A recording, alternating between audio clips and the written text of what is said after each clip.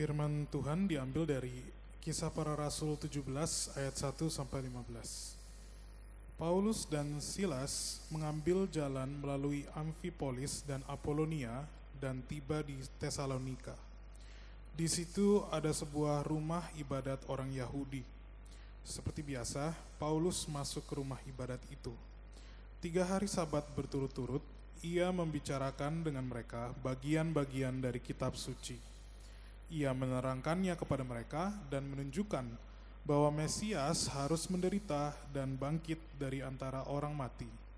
Lalu ia berkata, "Inilah Mesias, yaitu Yesus yang kuberitakan kepadamu." Beberapa orang dari mereka menjadi yakin dan menggabungkan diri dengan Paulus dan Silas, dan juga sejumlah besar orang Yunani yang takut kepada Allah, dan tidak sedikit perempuan-perempuan terkemuka. Tetapi orang-orang Yahudi menjadi iri hati, dan dengan dibantu oleh beberapa penjahat dari antara petualang-petualang di pasar, mereka mengadakan keributan dan mengacau kota itu. Mereka menyerbu rumah Yason dengan maksud untuk menghadapkan Paulus dan Silas kepada sidang rakyat. Tetapi ketika mereka tidak menemukan keduanya, mereka menyeret Yason dan beberapa saudara ke hadapan pembesar-pembesar kota. Sambil berteriak, katanya, "Orang-orang yang mengacaukan seluruh dunia telah datang juga kemari, dan Yason menerima mereka menumpang di rumahnya. Mereka semua bertindak melawan ketetapan-ketetapan Kaisar dengan mengatakan bahwa ada seorang raja lain, yaitu Yesus." Ketika orang banyak dan pembesar-pembesar kota mendengar semuanya itu, mereka menjadi gelisah. Tetapi setelah mereka mendapat jaminan dari Yason dan dari saudara-saudara lain, mereka pun dilepaskan. Tetapi pada malam itu juga, segera saudara-saudara di situ menyuruh Paulus dan Silas berangkat ke Berea. Setibanya di situ, pergilah mereka ke rumah ibadat orang Yahudi.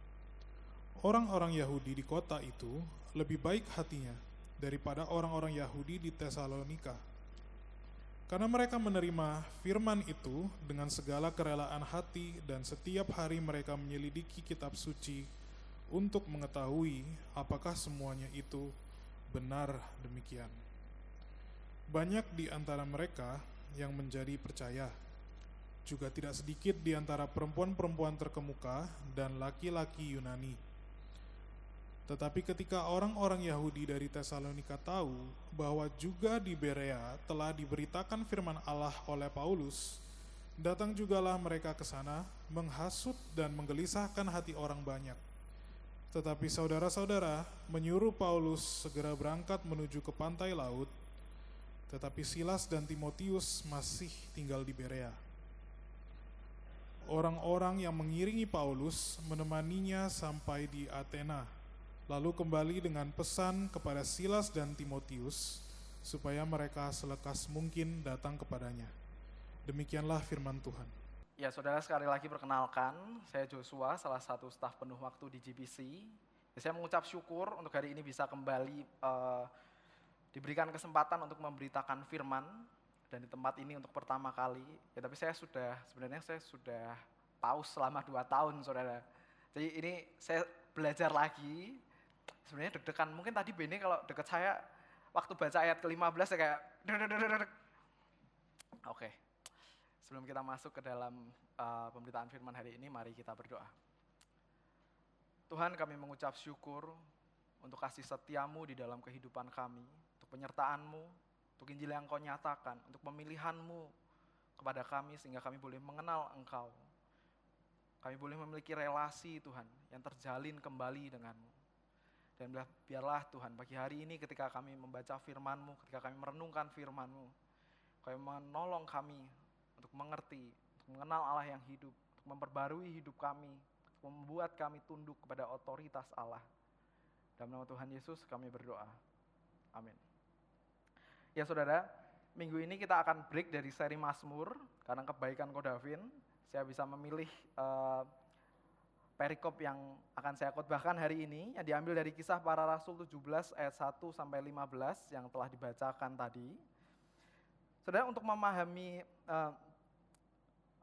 perikop ini dengan lebih baik, kita perlu melihat kisah para rasul secara utuh, saudara. Karena kisah para rasul 17 ayat 1 sampai 15 ini merupakan bagian dari kisah para rasul secara seutuhnya. Saudara, kisah para rasul ini ditulis oleh Lukas, melanjutkan tulisannya yang pertama, yaitu kitab Lukas, yang berakhir dikenaikan. Jadi, kitab kisah para rasul ini kalau saudara-saudara lihat di pasal 1, dimulai di mana kitab Lukas berakhir, yaitu dikenaikan. Ayat-ayat awal kisah para rasul, saudara, baik untuk kita baca, karena akan memberikan kita sebuah gambaran tentang pesan apa yang kitab ini sebenarnya ingin sampaikan kepada kita.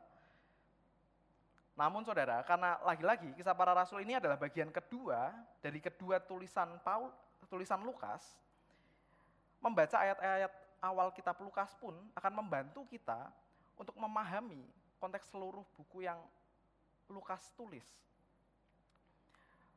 Oleh sebab itu saya akan membacakan, jika saudara memegang Alkitab maupun aplikasi Alkitab, saudara dapat mengikuti, akan banyak ayat-ayat yang saya mau baca di dalam khotbah hari ini. Saudara, saya akan bacakan Lukas 1 ayat 1 sampai 4 di mana Lukas menyatakan tujuan penulisannya. Lukas menuliskan, Theophilus yang mulia, banyak orang telah berusaha menyusun suatu berita tentang peristiwa-peristiwa yang telah terjadi di antara kita. Seperti yang disampaikan kepada kita oleh mereka yang dari semula adalah saksi mata dan pelayan firman.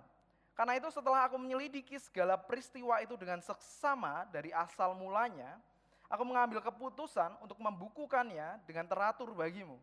Supaya engkau dapat mengetahui bahwa segala sesuatu yang diajarkan kepadamu sungguh benar.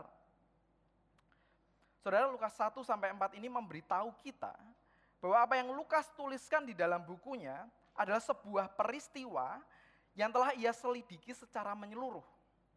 Yang ia selidiki dengan seksama. Yang ia selidiki dengan hati-hati. Karena ia mau mengetahui tentang kebenaran peristiwa ini.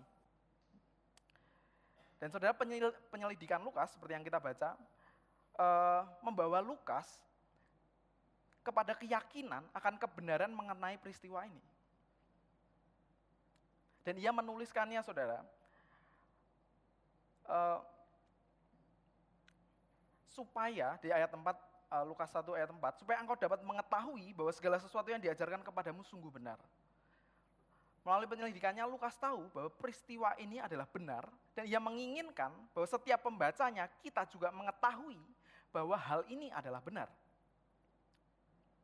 Hari ini kita akan masuk ke dalam 2 poin perenungan firman ini. Poin pertama adalah Injil yang dinyatakan. Poin kedua adalah respon terhadap Injil. Kita akan masuk ke dalam poin yang pertama, saudara. Saudara, dalam kisah para rasul 1, ayatnya yang pertama sampai yang ketiga, kita dapat melihat secara singkat peristiwa apa yang Lukas maksudkan dalam ayat 1 sampai 4 Lukas 1 tadi.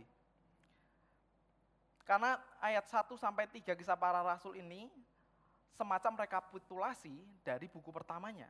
Sehingga ketika kita membaca kisah para rasul, kita mempunyai sebuah ringkasan akan kitab pertamanya.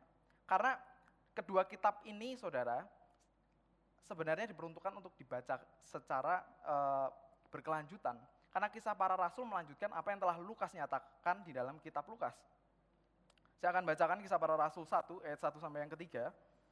Hai Theophilus, dalam bukuku yang pertama, aku menulis tentang segala sesuatu yang dikerjakan dan diajarkan Yesus. Sampai pada hari ia terangkat. Sebelum itu ia telah memberi perintahnya oleh Roh Kudus kepada rasul-rasul yang dipilihnya. Kepada mereka ia menunjukkan dirinya setelah penderitaannya selesai, dan dengan banyak tanda ia membuktikan bahwa ia hidup. Sebab selama 40 hari ia berulang-ulang menampakkan diri dan berbicara kepada mereka tentang kerajaan Allah. Saudara, melalui ayat 1 sampai 3 ini kita melihat bahwa pesan yang ingin Lukas sampaikan dalam buku pertamanya itu adalah bahwa Yesus adalah Mesias yang dijanjikan dalam perjanjian lama, yang menderita dan bangkit. Seperti yang dikatakan dalam Kisah Para Rasul pasal 1 ayat 1 ini, menulis tentang segala sesuatu yang dikerjakan dan diajarkan Yesus. Inilah yang Lukas sampaikan di dalam kitabnya yang pertama. Kemudian di kitab Kisah Para Rasul ini, saudara, Lukas ingin menyampaikan sebuah pesan yang sama. Pesan mengenai Injil, pesan mengenai Kristus yang menderita dan bangkit. Namun ada perbedaan. Di kitab Kisah Para Rasul ini, kita akan melihat bagaimana setelah Kristus tidak lagi bersama-sama dengan para murid, setelah Kristus naik ke surga, Injil tersebut akan terus diberitakan oleh karena kuasa Roh Kudus.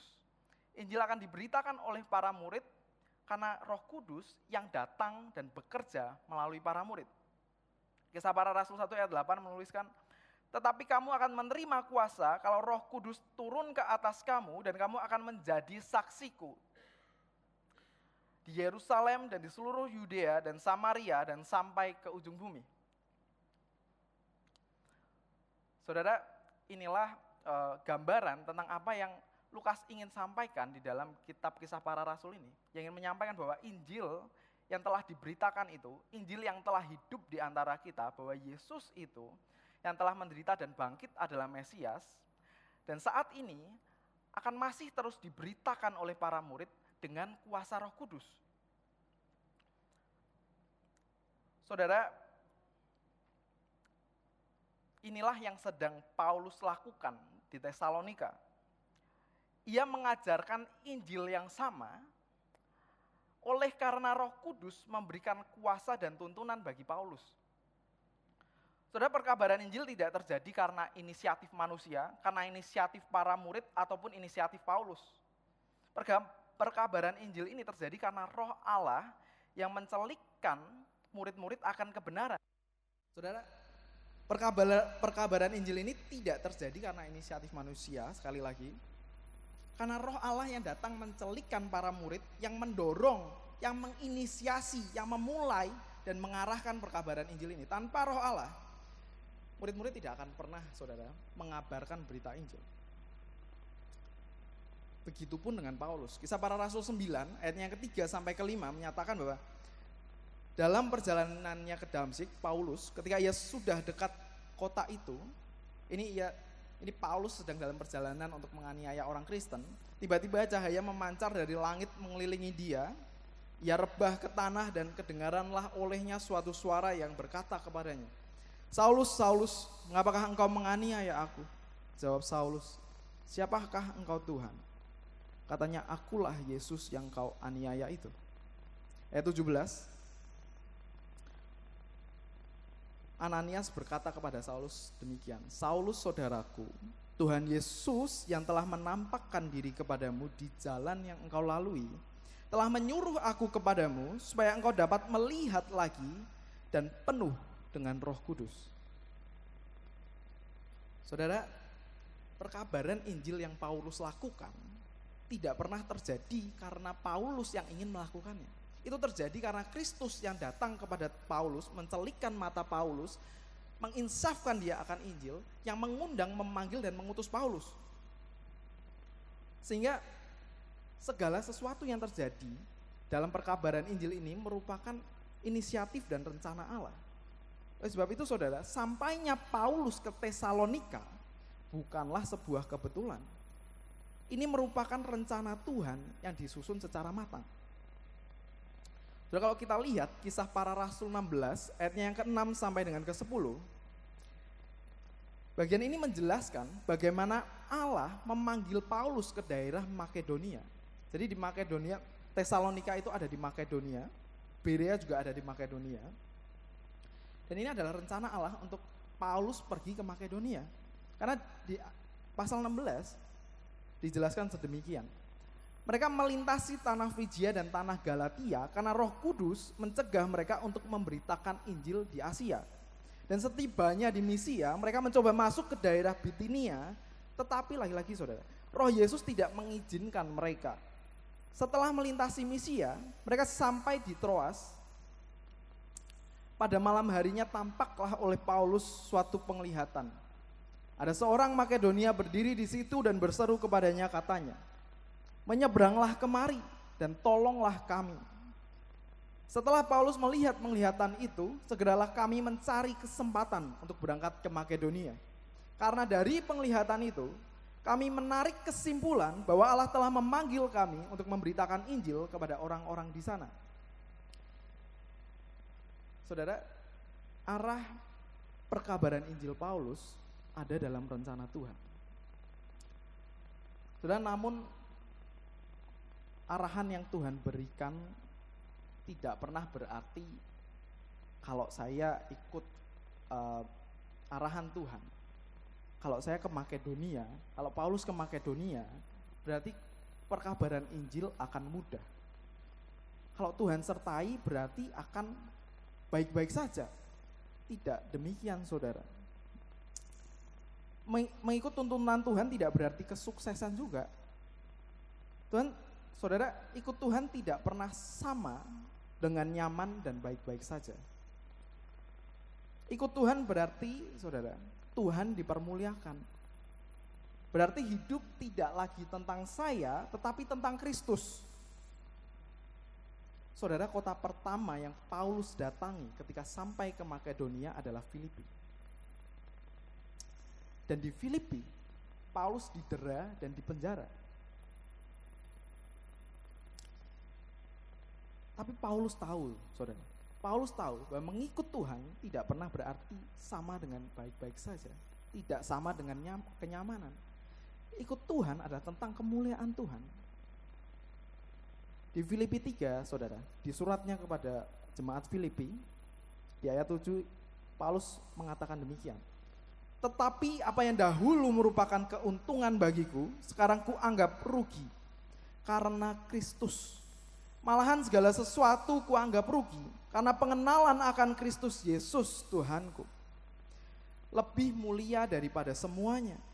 Oleh karena dialah aku telah melepaskan semuanya itu dan menganggapnya sampah supaya aku memperoleh Kristus." Ayat 10, "Yang ku kehendaki ialah mengenal dia dan kuasa kebangkitannya dan persekutuan dalam penderitaannya, di mana aku menjadi serupa dengan dia dalam kematiannya."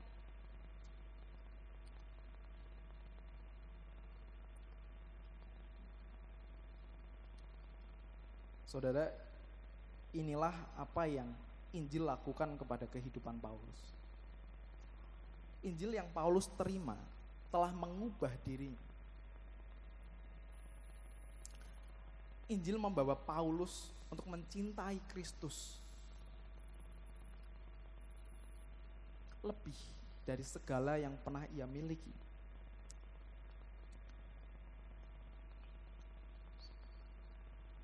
Saudara, keindahan Injil tidak terletak pada pandangan manusia yang akan kita terima. Keindahan Injil juga tidak terletak pada pencapaian atau aktualisasi diri kita, baik secara karir maupun secara rohani. Saudara, seperti yang Paulus katakan, yang ku kehendaki ialah mengenal dia dan kuasa kebangkitannya dan persekutuan dalam penderitaannya, di mana aku menjadi serupa dengan dia dalam kematiannya. Keindahan Injil terletak dalam Kristus, saudara. Saya mau menggarisbawahi ayat 10 dari Filipi 3. Ayat 9 maksud saya. Supaya aku memperoleh Kristus. Saudara, inilah keindahan yang Paulus temukan di dalam Kristus. Ketika ia bisa berada bersama-sama dengan Kristus. Saudara, keindahan Kristus di dalam kehidupan kita adalah ketika kita bisa ketika kita bisa memanggil Allah sebagai Bapa karena penebusan yang telah ia lakukan. Saudara, keindahan Injil adalah ketika saya, ketika Anda ada di dalam Kristus, sama seperti anak di dalam Bapa dan Bapa di dalam anak. ketika aku miliknya dan dia adalah satu-satunya milikku.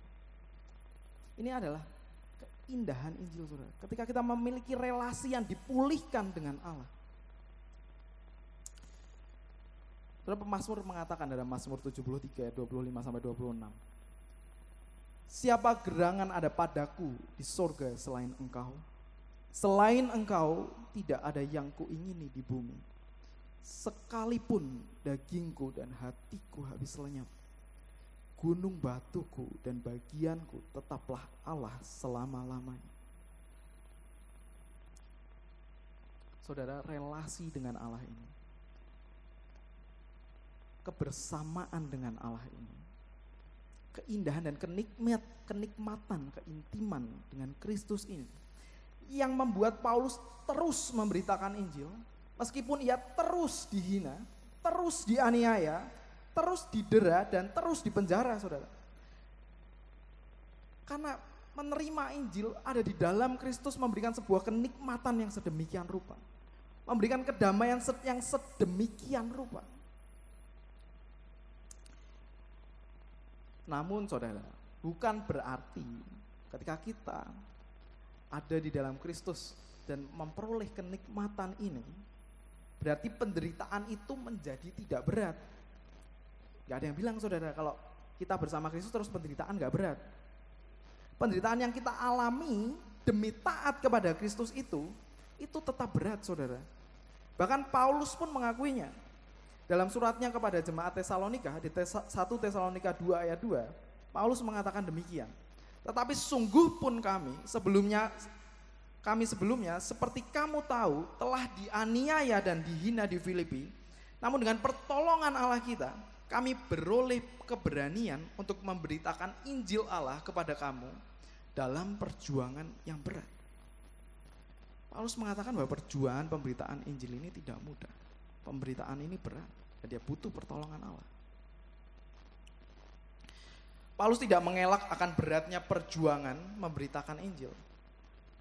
Namun sekali lagi, karena Roh Allah yang menguatkan dia, ia dapat terus memberitakan Injil.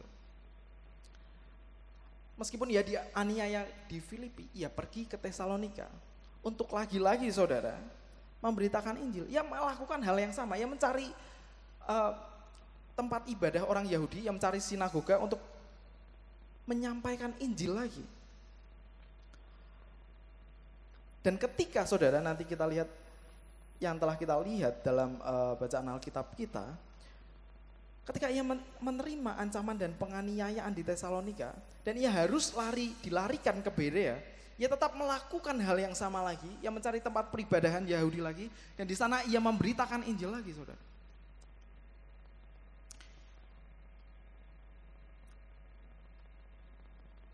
Ia tidak jemu-jemu, saudara, di dalam pemberitaan Injilnya. Saudara, kemanapun Paulus pergi, ia mempercakapkan Injil. Kata membicarakan, saudara, di ayat 2, akar katanya adalah dialegomai, yang juga bisa berarti berdialog, berdiskusi. Dan kemudian, saudara, kata menerangkan di ayat yang ketiga, itu bisa juga berarti menjelaskan. Dan kata menunjukkan di ayat yang ketiga juga bisa berarti membuktikan. Jadi saya mau mencoba menjelaskan bahwa jadi pada dasarnya, saudara, apa yang Paulus lakukan ketika ia pergi ke sinagoga tersebut, ketika dikatakan ia membicarakan Injil, saudara, yang ia lakukan adalah melakukan diskusi berdasarkan kitab suci. Dalam hal ini perjanjian lama, untuk menjelaskan dan memberikan bukti bahwa Mesias itu harus menderita dan bangkit, dan Yesus adalah sang Mesias yang menderita dan bangkit itu. Sekali lagi, apa yang Paulus lakukan adalah ia melakukan diskusi berdasarkan kitab suci, dalam hal ini perjanjian lama, untuk menjelaskan dan memberikan bukti bahwa Mesias itu harus menderita dan bangkit, dan bahwa Yesus adalah Sang Mesias yang telah menderita dan bangkit itu. Mungkin saudara, bisa jadi Paulus menerangkan penderitaan dan kebangkitan Kristus dengan mengutip Yesaya 53. Dia tertikam oleh karena pemberontakan kita, dia diremukkan oleh karena kejahatan kita. Atau dari Mazmur 16, sebab engkau tidak menyerahkan aku ke dunia orang mati dan tidak membiarkan orang kudusmu melihat kebinasaan. Lalu Paulus menghubungkan ayat-ayat tersebut dengan penderitaan dan kebangkitan yang telah Yesus alami, menggenapi apa yang telah dikatakan dalam perjanjian lama. Kemudian Paulus di akhir argumentasinya memberikan penjelasan bahwa Yesus yang kuberitakan ini adalah Sang Mesias tersebut yang menggenapi perjanjian lama tersebut. Yesus ini adalah Sang Mesias yang kita nanti-nantikan tersebut. Tapi saudara, ketika Paulus menyampaikan Injil, selalu ada dua respon yang berbeda. Ada yang berespon dengan percaya, dan ada yang menolak, bahkan sampai menyerang. Kita akan melihat ini dalam poin yang kedua, respon terhadap Injil.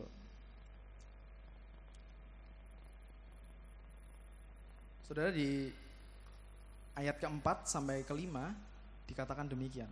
Beberapa orang dari mereka menjadi yakin dan menggabungkan diri dengan Paulus dan Silas, dan juga sejumlah besar orang Yunani yang takut kepada Allah, dan tidak sedikit perempuan-perempuan terkemuka. Tetapi orang-orang Yahudi menjadi iri hati, dan dengan dibantu oleh beberapa penjahat dari antara petualang-petualang di pasar, mereka mengadakan keributan dan mengacau kota itu. Mereka menyerbu rumah Yason dengan maksud untuk menghadapkan Paulus dan Silas kepada sidang rakyat. Respon yang serupa kita temukan juga di Berea, ayat 12-13. Banyak di antara mereka yang menjadi percaya, juga tidak sedikit di antara perempuan-perempuan terkemuka dan laki-laki Yunani. Tetapi ketika orang-orang Yahudi dari Tesalonika itu tahu bahwa juga di Berea telah diberitakan firman Allah oleh Paulus, datang jugalah mereka ke sana menghasut dan menggelisahkan hati orang banyak. Saudara, saya mau mengajak saudara memperhatikan bahwa orang-orang Yahudi yang menolak kabar Injil yang Paulus sampaikan tadi, yang telah ia susun secara rapi, yang ia jelaskan dengan berargumentasi, orang-orang Yahudi ini tidak menolak karena penjelasan dan argumentasi Paulus itu salah. Mereka menolak Injil bukan dengan alasan Paulus penjelasanmu gak jelas, gak gitu maksudnya. Mereka tidak menolak dengan alasan seperti itu, saudara.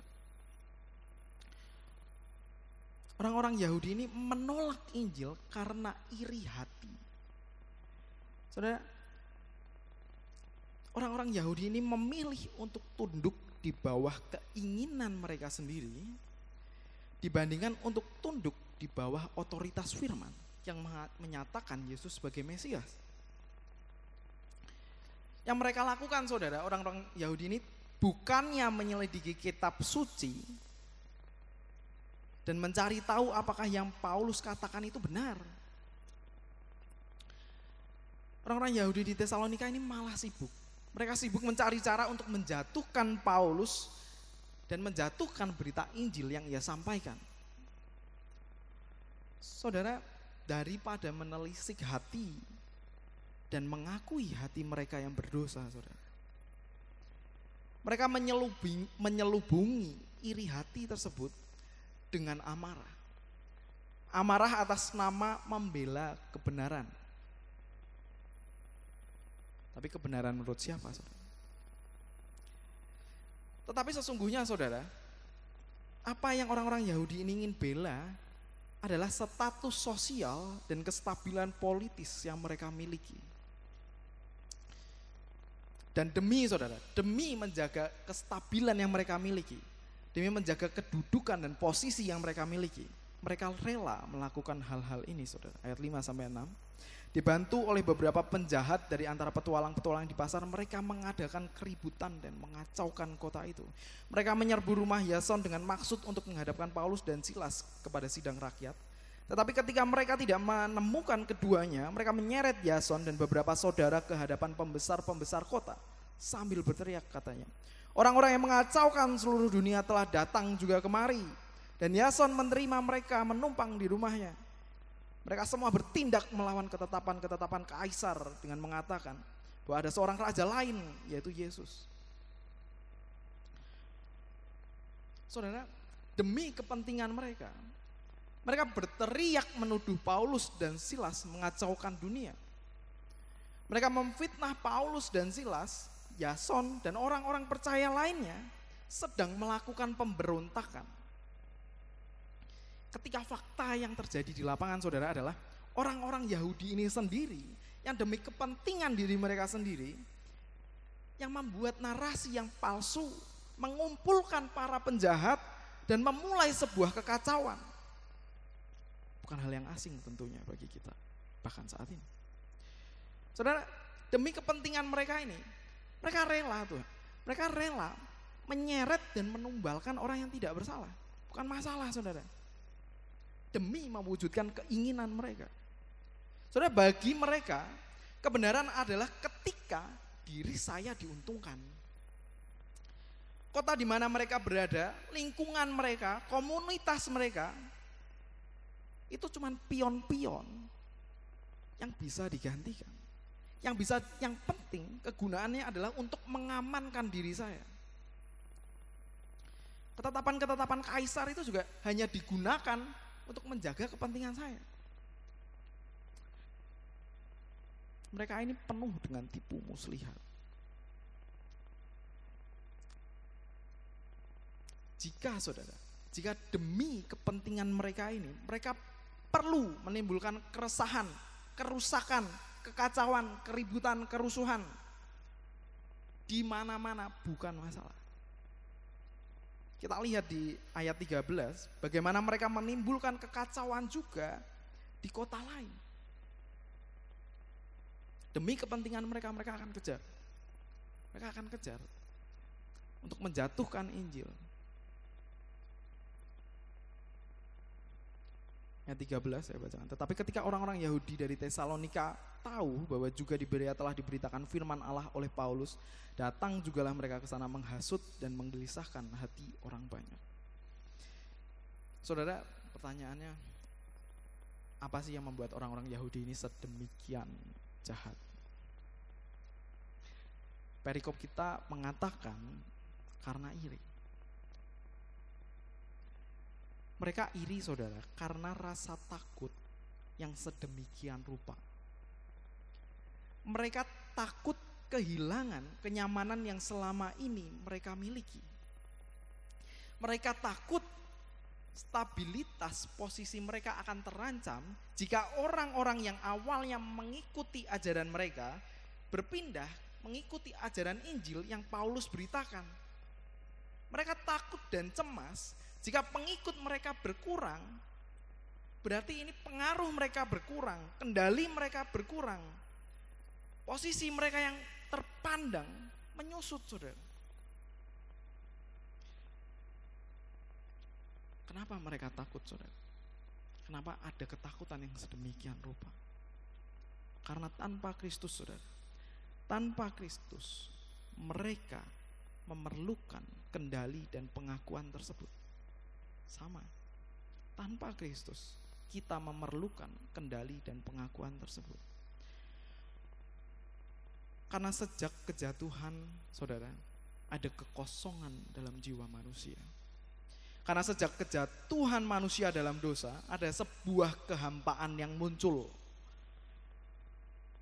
Karena relasi yang terputus dengan Allah.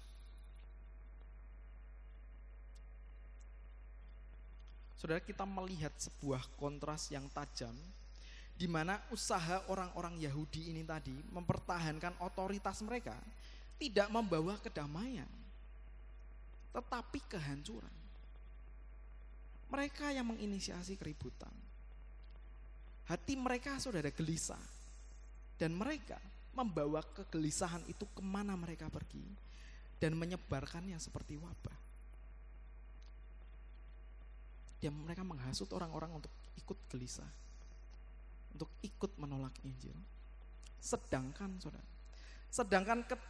ketundukan kepada otoritas Allah, ketundukan kepada otoritas firman memberi kedamaian kepada Paulus. Meskipun ia secara konstan dianiaya. Saudara, kehampaan itu hanya dapat diisi oleh Kristus. Kita dibentuk sedemikian rupa untuk tunduk di bawah otoritas Allah. Sehingga tanpa Allah, kita tidak mungkin menemukan kedamaian.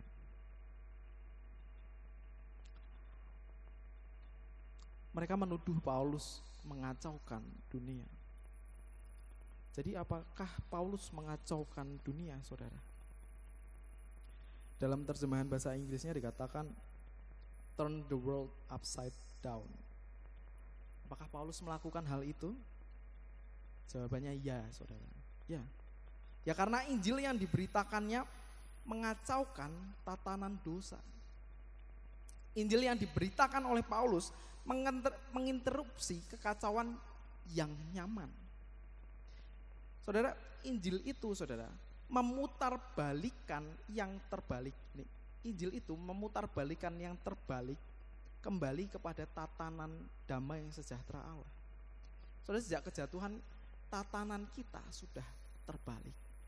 Apa yang Paulus lakukan dengan memberitakan Injil adalah mengembalikan itu kepada tatanannya yang semula.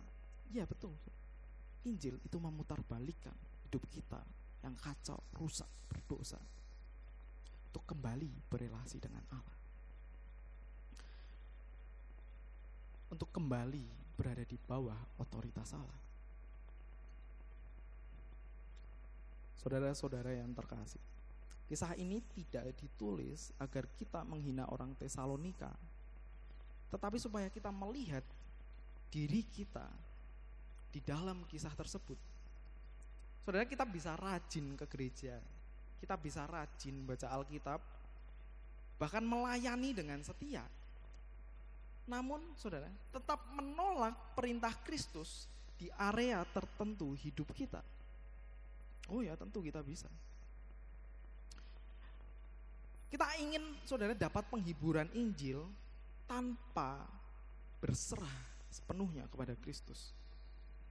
Namun saudara, kisah para rasul 17 ini dengan jelas mengatakan kepada kita, Kristus tidak akan berbagi tahtanya, saudara. Sekali lagi, Kristus tidak akan berbagi tahtanya.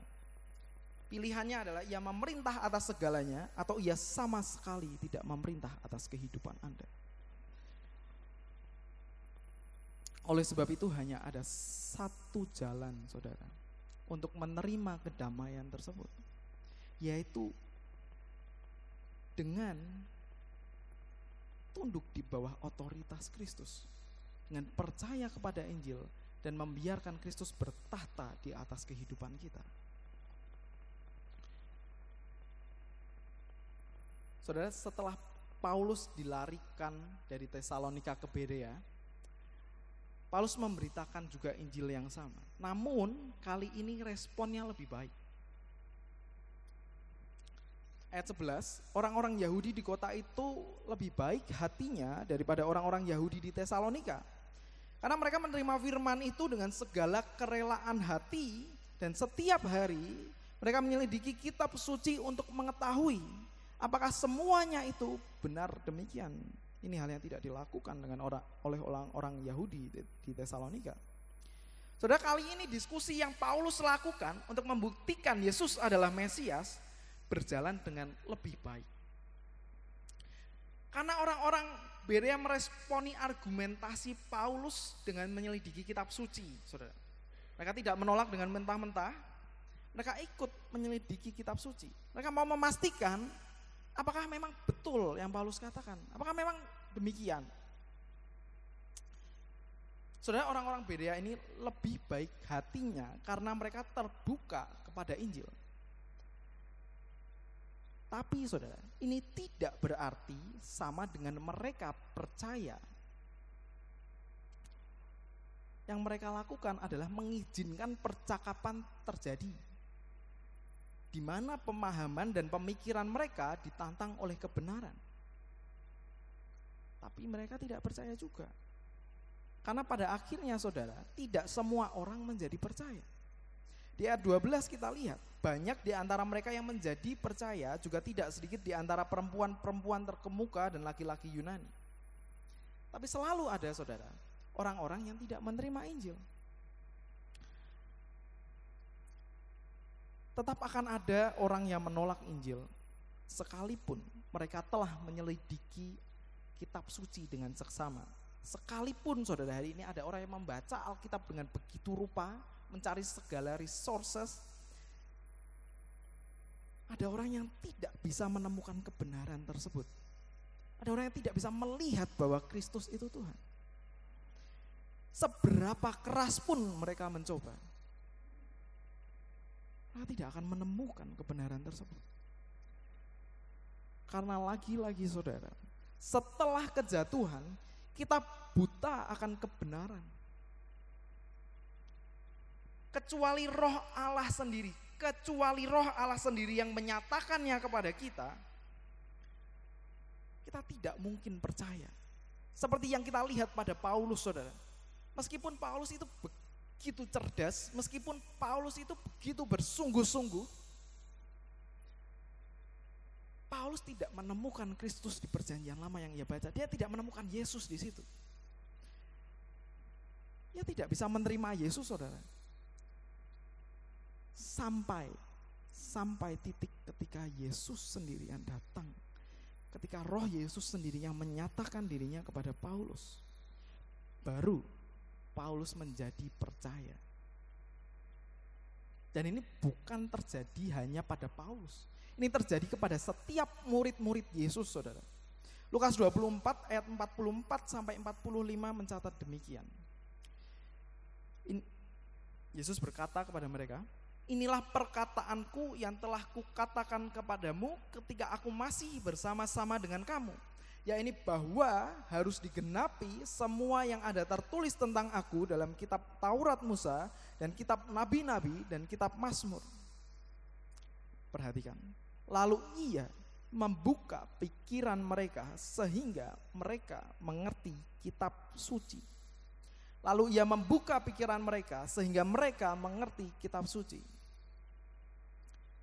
Saudara, jika Tuhan tidak pernah membuka pikiran para murid, mereka tidak akan pernah paham. Seberapa lama pun mereka ikut Yesus, mereka gak paham siapa Yesus. Mereka gak ngerti saudara. Hanya setelah Yesus membuka pikiran mereka, mereka menjadi percaya. Saudara, Paulus di akhir Kisah Para Rasul ayat 18, pasal 18 ayat 25 sampai 28 mengatakan demikian. Ini adalah kutipan Paulus akan Yesaya 6 ayat 9 sampai 10 yang telah kita baca dalam pengakuan dosa kita tadi. Paulus mengatakan demikian, saudara. Maka bubarlah pertemuan itu dengan tidak ada kesesuaian di antara mereka. Tetapi Paulus masih mengatakan perkataan yang satu ini. Tepatlah firman yang disampaikan Roh Kudus kepada nenek moyang kita dengan perantaraan Nabi Yesaya. Pergilah kepada bangsa ini dan katakanlah, kamu akan mendengar dan mendengar namun tidak mengerti. Kamu akan melihat dan melihat namun tidak menganggap. Sebab hati bangsa ini telah menebal, telinganya berat mendengar, dan matanya melekat tertutup, supaya jangan mereka melihat dengan matanya, dan mendengar dengan telinganya, dan mengerti dengan hatinya, lalu berbalik sehingga aku menyembuhkan mereka. Sebab itu kamu harus tahu bahwa keselamatan yang daripada Allah ini disampaikan kepada bangsa-bangsa lain, dan mereka akan mendengarnya. Saudara, kita yang berdosa tidak mungkin melihat Allah, apalagi mengenal, apalagi percaya. Mustahil, saudara. Saudara, kita hanya dapat percaya karena Allah beranugerah memilih kita. Ia beranugerah memilih kita untuk percaya kepada Injil. Paulus pun mengatakan demikian dalam 1 Tesalonika 1 ayat 4 sampai 5a yang telah kita baca juga dalam berita anugerah. Dan kami tahu, hai saudara-saudara yang dikasihi Allah, bahwa Ia telah memilih kamu. Saudara, hari ini kita percaya hanya karena Tuhan Yesus yang datang kepada kita lebih dulu. Karena sebenarnya tidak seorang pun dari kita yang mencari Tuhan. Sebelum Kristus menjumpai kita, saudara, kita adalah orang-orang Yahudi yang mementingkan diri kita sendiri. Kita adalah penjahat-penjahat yang menimbulkan kekacauan itu. Tanpa Kristus yang menyatakan dirinya kepada kita, kita tidak akan pernah mengenal Dia. Saudara, hanya karena Yesus meninggalkan tahta mulianya 2000 tahun yang lalu untuk menjadi manusia, untuk berjalan di antara kita, untuk melakukan kehendak Bapa-Nya, untuk menderita, mati dan bangkit. Hanya karena Kristus, saudara, meninggalkan tahtanya, maka kita yang picik, yang mempertahankan tahta kita yang menjijikkan, boleh diselamatkan.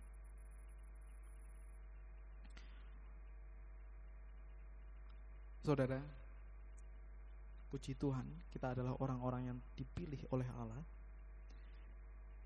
Kita adalah orang-orang yang menerima anugerah. Kita adalah orang-orang yang menerima Injil. Kita adalah orang-orang yang boleh mengerti bahwa Yesus adalah Tuhan. Saudara, hari ini kita adalah orang-orang yang sama juga, yang menerima Roh Kudus yang diterima oleh para murid dan Paulus 2000 tahun yang lalu. Saudara, hari ini kita dipanggil untuk mengenal Allah yang hidup. Hari ini, saudara, oleh kasih Allah saja, kita dipanggil untuk memberitakan Injil. Kita dipanggil untuk melangkah kemana Kristus memimpin kita. Dan dimanapun itu, saudara, dimanapun kita hari ini, kita diundang untuk mengabarkan kabar baik itu. Kita diundang untuk memberitakan kebenaran itu kepada siapapun. Kita punya konteks yang berbeda. Kita punya kehidupan yang berbeda. Paulus dan Petrus punya konteks yang berbeda. Tetapi kemana ia pergi? Di sana Injil dinyatakan. Jadi kita diundang untuk mengabarkan Injil melalui hidup kita. Mengabarkan kebenaran Kristus, mengabarkan kasih Kristus. Dan kita diundang, saudara, untuk tunduk di bawah otoritas kitab suci lebih daripada keinginan kita. Saudara, kita bisa saja berkata, saya percaya Alkitab benar, tetapi tidak pernah membiarkan Alkitab memperbaiki diri kita.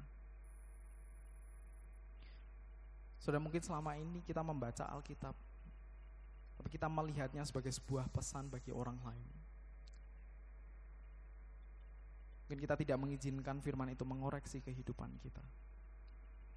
Saudara, hari ini ketika kita menghadapi firman yang hidup, kita diundang untuk berdialog dengan firman itu dengan kerendahan hati. Karena firman tersebut adalah otoritas tertinggi dalam kehidupan kita.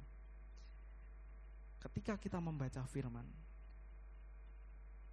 kita perlu, saudara, mengizinkan hati kita, diri kita, pikiran kita untuk dirubah oleh firman.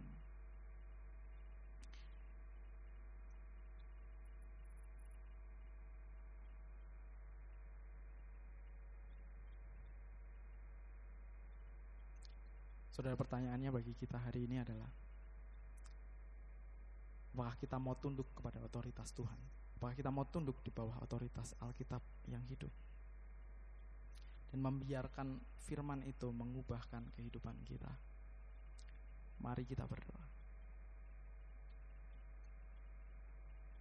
Tuhan, kami mengucap syukur untuk kasih setia-Mu di dalam kehidupan kami. Untuk Engkau yang telah mengasihi kami, untuk Engkau yang telah memilih kami.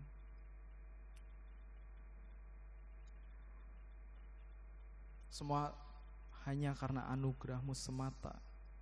Jika hari ini kami boleh beribadah bersama-sama di tempat ini, semua hanyalah karena kasih-Mu yang memilih kami, bukan karena kelayakan kami. Tuhan, kami sungguh tidak layak. Tuhan, kami sungguh manusia yang berdosa. Dan biarlah Tuhan, kami boleh menikmati keintiman dengan-Mu. Kami boleh menemukan kedamaian di dalam relasi dengan-Mu. Biarlah keintiman itu, relasi itu, yang boleh membawa kami Tuhan, yang memberi kami kekuatan untuk melakukan kehendak Tuhan hari demi hari. Dalam nama Tuhan Yesus kami berdoa. Amin.